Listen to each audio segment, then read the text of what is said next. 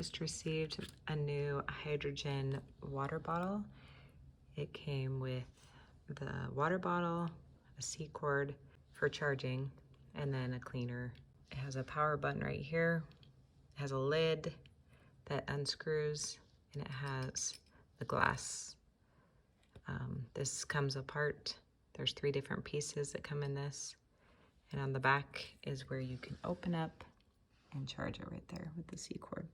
Some benefits of using a hydrogen water bottle is increased athletic performance, improves memory, boosts energy, is anti-aging, and helps control weight.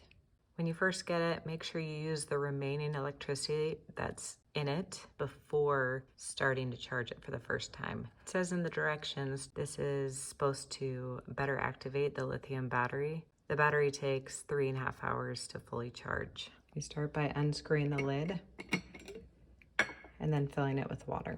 Now that it's full of water, you'll screw the lid back on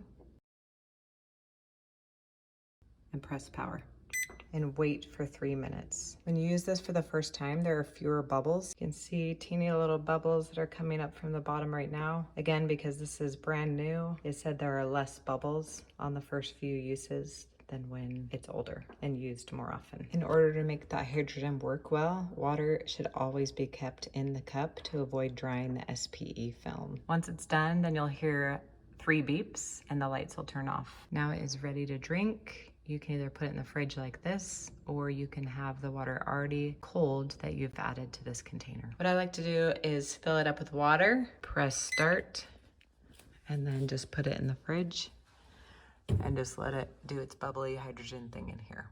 Then when it's all done, then I just pour it into my water bottle once it's actually all cold.